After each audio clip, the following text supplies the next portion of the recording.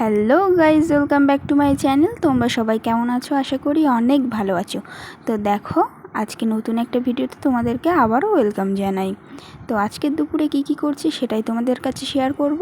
তো মাছ মাংস যতই যাই থাক, আগে একটু সবজি না হলে কিন্তু ভালো লাগে না। তো ওই জন্যেই একটা ওলের ডাঁটা দিয়ে আর সজনার পাতা দিয়ে একটা ভাজা করছি। তো আর এদিকে আছে ইলিশ মাছ দিয়ে কলা দিয়ে তরকারি, আর আছে চাটনি। তো দেখো, আমার এদিকে এটা ভাজা কিন্তু হয়েই গেছে। তো চলো এটাকে আমি নামিয়ে নিই।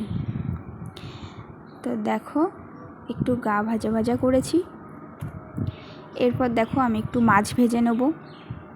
তো আজকে একটু সিম্পল মেনু, এটা আমি আর কিছু ঝোল টোল করবো না, এটা ভাজাই থাকবে।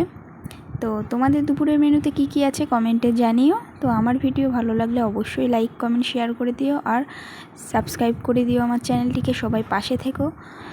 আর এদিকে দেখো, আমি একটু লঙ্কা আর পেঁয়াজ ভেজে নিচ্ছি।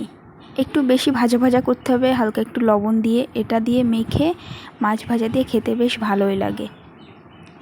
তো তোমরাও বাড়িতে একদিন ট্রাই করতে পারো, এটা বেশ ঝাল লাগে। তো দেখো, এরপর কিন্তু ওদিকে আমি ভাতটাও বসিয়ে দিয়েছি।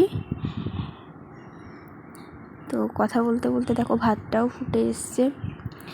এরপর আর বলো, তোমরা এই পাকা পটল খেতে কে ভালোবাসো? আমি কিন্তু ভীষণ ভালোবাসি, মিষ্টি লাগে বেশ। তো আজকের ভিডিওটা এই পর্যন্তই, টাটা।